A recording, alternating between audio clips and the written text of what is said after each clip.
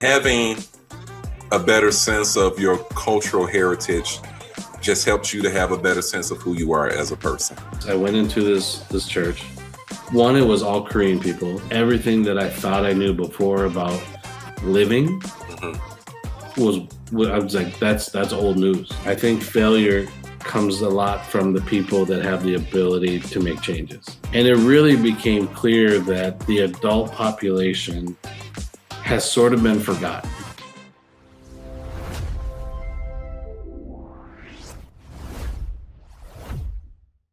So in your household now is multi-generational. Yep, You're- 4 you're living- generations. Yeah. Okay. So tell me you're living with your wife's parents or grandparents? Like Yeah, it was grandparents, and then her grandfather passed away about 10 Okay. years ago. But so her grandmother still, okay. her parents, and then it's us, her brother, and her brother's son. Oh wow.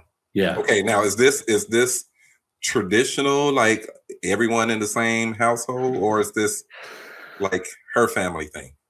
No, with Asian families, it's a little bit more common. I would say that Tammy's generation, like the second gen, hmm I would say it's a little less common because most people have their own homes and everything like that. hmm But for us, we went back to Toronto to take care of her grandparents. Okay. Her parents owned a business and they were in a different city, like 3 hours away. Okay. So we came back to kind of help take care of the grandparents. And then over the last 10 years, or about 2 years ago, her parents sold their store. And then they moved back into the house. Okay. So it's kind of an abnormal way that we are all living together. Sure. But I mean, it's so expensive to live in Toronto that unless you have 2 incomes, like, let me just try to give you kind of an example here. Okay. So the house that we're in now, it's valued at about 1.4 or 1.5. Oh wow. If you took that same house and brought it to Minnesota, say you put it in Plymouth or something like that, maybe it would be about 700,000. Okay. You put that same house out in Dayton, maybe 300,000. Oh wow. So if you're living in Toronto, you've got to have at least a minimum of 2 solid incomes coming in if you're going to be able to afford rent or a condo. Wow. We're fortunate in our home that her parents had bought it back in the 90s. So when we came in and we decided that we were going to live there permanently, we took over a really small mortgage. Okay. So we were very fortunate. But, between Tammy and I, we make a decent income, and there's no way we could afford this house. Sure. Sure. Yeah. Sure. So, Wow. yeah. So that's where it really varies a lot on what the household dynamics are like. Okay. Because I was going to say, I worked with a few Hmong people, and one of my colleagues, his parents lived with him into their like hundreds almost. Yeah. And yeah. And it felt like, that was like a thing of honor, like what you're supposed to do. Yeah. And I don't knock people in more, Western society, US, who end up, using nursing homes and things like that, because it's a lot of work. My sister was my mom's primary caregiver in her last year of living. And it was a huge sacrifice. It's a lot of work. It is a lot. But if you're able to be able to honor your parents and keep them, or like what you and Tammy are doing, that's an awesome thing. But I know it's not easy. Also. No, I mean, it's different personalities, different generations, different perspectives of life. Sure. Yeah. But, I think that is one of the things to where it's like, it's not that common, in Asian cultures to put your parents in homes. And even her grandfather, he had dementia. So, and then there weren't that many people living at the house at the time, where Tammy was working full time and her brother was working full time. So it wasn't like you could have eyes on him 24/7. Right. Right. Yeah. But yeah, we're committed to to taking care of her parents for as long as we can, and her grandma as long as we can. Her grandma's gonna outlive all of us, man. I don't know. You said her grandmother's what now? She's gonna outlive all of us. That's what I thought. Yeah. She's too stubborn to die, man. She's too afraid of death. It's always be those spitfires. Yeah. So how long have you been married now? It will be 18 years legally in May, but we celebrate our spiritual unification, which was actually October. We did it for the paperwork because we were living in different countries, so we needed to get the immigration going. So we did just a court wedding. Who thought you'd be almost 20 year married man now? Wow. I'll tell you, man. When you met me, that was the furthest from my mind. I was not acting like any prized possession for anybody at that time. Says you. I mean, yeah. Well, you didn't see everything that was. I'm about to say you know better than me. I can assume and I can guess. I still like you either way. Yeah, man. You know what was funny though is that with you, because I knew you were a Bible thumper back then, I was like, I gotta sit up a little straighter when I'm with Ryan. Yeah, I can't let him know everything that's going on. Yeah, that was always the thing with me, and reason why I kind of shied away from being like obviously religious, because people didn't feel like they can be their full self. Yeah. Jen would tell you, my kids would definitely tell you, out of this mouth comes blessings and cursings. Let me just say. And competition. So yeah, you and I went to as big of a wrestling fan as I am, I had never gone to a pro wrestling event, like a live one. And my wife surprised me and had you to be my chaperone to take me. Take care. Make sure you didn't get too wild. Right. So getting back really quick. Yeah. So talk about your marriage and family. Is this where faith came in for you? Was it because of Tammy or through Tammy? 100%. Okay. I believe. So we started dating January 1st, 2005. And I would say about a month into our relationship, Tammy was just like, I can't marry somebody who's not Christian. Okay. And I was just like, what do you mean? I was like, we love each other. We love blah, blah, blah, But then it was in June of 2005. A friend of hers invited us to her church. And just out of courtesy, it wasn't like I was against faith or anything. Sure. There was nothing that was really driving me to care, to learn. And this is the changing moment, is that I went into this church. One, it was all Korean people. Okay. And now, were you in Canada? Yeah, it was in Toronto. Yeah, okay, it was in Toronto. Okay. So now keep in mind that I went to a Catholic church in northwestern part of the suburbs. So it was out of the suburbs. When I would go to this Catholic church, it was a mega church. I would sit there and try to count how many people with black hair that went to this church. I don't think I ever got over the number 5. Wow. And this is like 1,000, maybe even 1,500 people in church on Sunday. Okay. So in my mind, I only knew white church. Sure. So suddenly I go to this church in Toronto, and all of a sudden there's all Korean people. And I was like, this is really weird. This is a lot of Korean people. So all of a sudden the second that the worship music came on, for the next 90 minutes, I didn't say a word. I was numb, head to toe. When we got done, I maybe said 1 or 2 words. The next 2 hours, I didn't say a thing. And then Tammy was like, are you okay? And I was like, something happened. I was like, I don't know what it was, but my view of life completely changed. Now, was the service being done in English, or was it okay? Yeah, it was done in English. All right. And so it was like, I didn't know what changed, but what I did know was everything that I thought I knew before about living I was like, that's old news.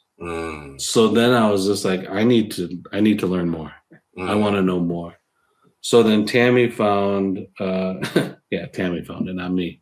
She found a church, in Minnesota. It was a church spinoff from the Korean Presbyterian Church, but their focus was being a very multicultural church. Sure. Okay, I remember. Church of All Nations, and which right now they don't have the greatest name. They've run into a little bit of issues, but at the time it was like they didn't have any majority culture in this church, in their congregation, and I was just like, whoa, this is weird. I've never seen this before. I've never seen a pastor talking about racism. I've never seen a pastor call out, the reality of what white people had done to cultures throughout the centuries, decades. Sure. Yeah. So all of a sudden I'm like, oh, I'm really starting to soak all this in. Really starting to be like, oh, this is something different. This is me learning about faith different. And I think the biggest thing that I learned was that it was about my relationship with God. Sure. Strengthening that. And you do that by church. You do that with community. You do that with mission, So that was something that was very different, because through the Catholic Church, it always felt like, no, you got to go through these multiple levels and you don't really get to talk to him. You talk to me. Right. And I'll talk to him, Right. And then I'll tell you what you need to do. Yeah. And so when I started to realize that, I'm like, oh, I need to build a relationship with God. That's when I was just like, let me get more. Let me get more. And the next thing I knew, you were thumping Bibles harder than anybody that I knew. Bro, it might have been a little too extreme. The pendulum might have swung a little too far. Sure. That happens. I think that happens when people find faith, is they're very zealous and very on fire. But what I did realize is that I wanted to work hard for people that needed it, not for people just to get more rich, which I was working in finance, for corporate finance and stuff. Sure. But I knew that it's like, if I'm going to make this career change, I have to have it be foundation in Christian faith. So that's when I went back and went to the University of Northwestern and got my bachelor's in Christian counseling, and then got my master's in human services. Oh, wow. And it was like, when I finished that is when I then just moved to Toronto. Okay. So I didn't even get to utilize any of that in the States. I moved to Toronto because Tammy had moved back to Toronto. Sure. So when I got to Toronto, then it was like, okay, well, what am I going to do for a job? New to Canada, no experience of working in social services. It's really expensive to live here. So finance was kind of like, well, that's probably what I should get back into. But nothing felt right. Nothing felt right. And then I started running out of savings. Okay. And then I had about a month left of savings before I was going to have to move back to the States and work. So I found a job with the Young Street Mission. They had a new program. They needed a program coordinator to run it. I'm like, I don't know anything. I was like, but I'm going to apply for it. Sure. Got an interview and thought I bombed it. Went in for the second interview. And I'm like, God, I was like, I'm just going to let you guide me. I was like, forget trying to say all the right things. I'm just going to let you guide me. And I just started talking about being a humble servant. Yeah. And I was just like, look, I'm not going to know everything. I was like, but I'm going to work hard to try to learn it. Sure. And then one of the questions, and this was the one that apparently really kind of stuck with them, was, what do I think of failure? And I was just like, I think failure comes a lot from the people that have the ability to make changes. And if they make the failure to adapt to what's needed for those that need it, then how can you blame those that need it? Right. And I was like, and I feel like that's how God has always intended for us to grow in our faith. And that's why we're never going to have this plateau of being a full Christian or a full person of faith. It's like, no, life changes, different things happen. You meet different people. Right. You show up differently in those spaces as a person of faith. Right. And that was so they called me and gave me an offer 2 weeks before I was planning on having to move back. Oh, wow. Yeah. Wow. Look at that testimony of faith. So I got into that job. I was in with that organization for 9 years. I resigned last year, and then I just got a new offer. I shared that with you. Yep. You prayed for me. We just connected. You prayed for me, and then the next day I got that job offer. With the Salvation Army. And to God be the glory. Oh yeah, 100%, man. Because 15 months of being employed and trying to figure out how to get a job. Yeah, man, I think for a man in our, in my 40s. Mm-hmm. It was a big blow to my pride and my ego to have to say, "Oh, I'm unemployed." Right. Oh, I can't find a job. Oh, it's been 6 months. Oh, it's been a year. Oh, it's I'm like, right. That was embarrassing. That's hard. Yeah. And understandably so, because if you have any level of manhood in you, you want to carry your own weight. You want to provide for your family. Figure it out on your own. Right. All of those things. Yeah. For sure. We touched on adoption, but we didn't go into the work that you did related to adoption. Tell me about that, because you got really deep into it to kind of like trace your roots and things like that, and you were helping others trying to like share their adoption story. So tell me what you were doing and more about that. Yeah. So it kind of started in I'd say probably like maybe 2005 or 2006 in Minnesota. So really quick, and I don't know how much of this as well. So Korean adoption has the highest number of kids that have been and babies that have been spread out across the world. So there's an estimated 250,000 Korean babies and children that have been adopted out since the Korean War ended. So, and because of the way that the Korean adoption got established, other countries started to emulate that when they were starting to do adoption. Okay. So in 2005, I started to want to learn a little bit more about it, started getting connected with some organizations in the US. Nothing really ever got root. But then when I came to Toronto, there wasn't any adult organizations that were really here. Okay. That connected adult Korean adoptees. So as I started to connect more and more, I started to see what a lot of the challenges that adult Korean adoptees were facing. And then I got connected to some of the bigger organizations in the US and some of the international ones. And it really became clear that the adult population has sort of been forgotten. And when I say adult, anybody adopted kind of prior to 2000. Okay. But especially my generation of the ones adopted in the 60s, 70s, and 80s, when it was the highest numbers, going all over the world.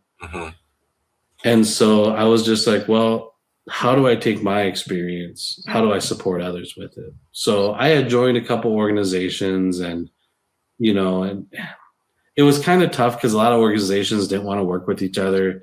Everybody was kind of, trying to go over, trying to get their own little piece of the, little tiny amount of money that could be allocated for it through grants and such. Sure. But it's kind of been like this fact-finding mission of just learning and hearing people's stories. And then when I went back to Korea for the first time in 2017, since being adopted, when I came back, I was a mess. I was an absolute mess. I resented everything here. Sure. I wanted to go back right away. I was mad at the Korean government. I was mad at everybody that took me away from Korea. Sure. How did you feel towards your parents? I never had any angst towards my parents. Okay. I think I had this sense of resentment that was like everybody else is keeping me from being able to go back to Korea. My job, my wife, everything. Sure. So, but I was a mess, man. But I knew it was going to be tough, so I had a therapist lined up, and I met with her the second day after I got back. Okay. So it took about 6 months to kind of get out of that funk. Wow. And Tammy, my wife, she didn't know what to do. She just was like, God, I don't know what to do. I was like, this is in your hands, because I just don't know. So, I went back again in 2019, and I came back, feeling better. But throughout this time, I started just connecting more and more and realizing, oh, you know what? There needs to be kind of these structured organizations or services that can help individuals just articulate what they're feeling, putting words to what they're going through, helping them get integrated into Korean culture in a way that isn't met with like disappointment from like the Korean community, because how come you don't speak Korean? How come you don't know your last name? How come you don't know your birthday? Blah, blah, blah, blah. So there's a high sensitivity of adoptees that are trying to figure this out. Sure. And I don't think it's something to where if you're not, or if you haven't gone through it, and this isn't unique to us, it's like, as we know, life experiences are the best educators. And so as somebody with my own life experience, let me figure out how I can be a bridge builder, or let me figure out how I can start to create and be part of the creation of a framework that can actually really be more structured to help people, and not just be this funnel where everybody wants to dump their stories in. Sure. And their traumas, and try to bond because of their trauma. It's like, yes, that has an element to it, but it can also be very dangerous. It can be, because then you're just festering, in it, as opposed to, I think there's something where you feel safe enough to be able to articulate, here's the trauma that I'm feeling, but also like, okay, now here's some action steps to start moving out of that space. Yeah. And so, to your point, sometimes when it's just a dumping party, that's all we're doing is kind of feeding each other with that negativity. Yeah. A lot of times it's just fuel on the fire. Yeah, exactly. And that's a really dangerous place to be. The other thing that kind of happens is then you start getting people to be like, well, you should do this, you should do that, and not knowing people's stories and what they've been through. And I think for anyone, though, having a better sense of your cultural heritage just helps you to have a better sense of who you are as a person. Yeah. And it doesn't, so, you being adopted, it doesn't take away from the love that your parents have for you and the love that you have for them. But I think for you, just as a man, to have a somewhat of an understanding of Korea, and this is where I came from, it helps Mike Dillman to see the wholeness of who you are as a person. Yeah. I did an ancestry a few years ago, and the DNA and the technology has changed, but as it stands today, the majority of my ethnic background comes from Nigeria. Okay. What a huge sense of belonging now that I have, not to just be African American, right? The generic ethnic term that we've come up with, because Black folks in the U.S. was robbed of ethnicity and culture. Washed out. And so for me, I've learned a few phrases. So when I have Nigerian friends or coworkers, I butcher them and try to, say it. But it gives me some better sense of me, as a person. And it doesn't take away my upbringing in Chicago, but I think it just helps to cement it, Yeah. It's another layer that you can learn about how you're, like you said, how you're made up. Yeah. DNA wise, even talking about like being able to have a place of origin that you can take the time, and this is if it interests you, but to be able to learn about historically, even just how Nigerian people have inhabited different parts of the world. So not only just, the atrocity of slavery going into the US and the Caribbean and that, but also just like, other Nigerians that are thriving out there, like when Obafemi came onto the scene, I immediately thought of Dan, and I was like, Dan, Dan, right. having Nigerian pride out there, right. and to be able to see him coming out being proud of his Nigerian heritage, Yeah. and then not being, and nothing against like our truth and nothing against, but there's always kind of the certain personas that other black characters or black wrestlers kind of had to take on. Yep. But then it's just like you got Obafemi coming out, to where it's just like you can see that there is this pride of origin. Yeah, for sure. And once you can identify, like this is how it was for me. It's like, okay, once I started getting connected more with my Korean heritage and understand the culture more, anytime that I see like a Korean athlete now, or someone getting highlighted, for acting or anything like that, it's like, oh no, they are part of my people. Yeah, right. That's my tribe. Yeah. And it's something that it's like, I know I'll never be able to fit in fully with the Korean culture. Sure. In the traditional way. I get that.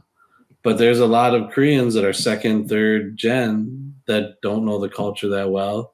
So we did a film premiere of a Korean adoptee, or a movie about a Korean adoptee in Toronto at the Toronto Korean Film Festival. Afterwards, we did a Q&A, and there were a lot of second gen Koreans that could connect with adopted Korean experiences. Sure. Not being Korean enough and not being white enough and getting, all the racism that was faced and treated differently and everything like that. So you kind of start to see it's like, oh, we're not like this little unique population that nobody else can understand. It's like, oh, there's actually other people. It's like, yes, there's certain things that, don't relate, but not quite that far off of some of our troubling experiences. Yeah. And with that, Mike, I'll say, but you wouldn't know those things as an outsider like myself unless I get proximate with a person like you. And actually get close enough to get to know you as a person, to get to know the story behind the person.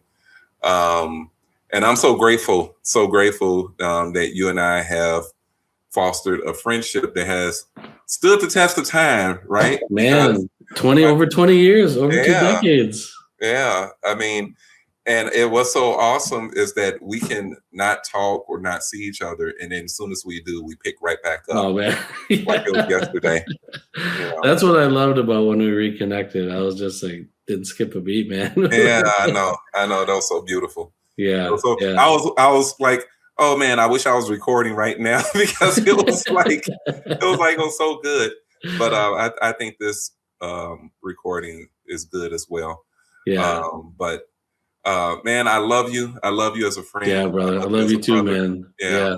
And I never thought 20 plus years ago that we would be able to talk, that we'd be talking about faith, our faith journey. I know. And having that as part of our conversation, not just fishing, not just wrestling, not just, all the foolishness of life that we do. That still exists too. Yeah. Oh yeah. But I absolutely agree that it's so awesome that we can talk about the foundation, right? Yeah. Because every house has to have a firm foundation. And so for both of us, that foundation is in the Lord, in Christ Jesus. And so without it, man, we are lost sheep without a question. There's no question about it because with it, it's still a struggle, right? Yeah. And so without it, just imagine. Well, Mike, this is one of many conversations that you and I are going to have because there's so many different topics that you and I can explore. Oh, so many more. Yeah, so many more.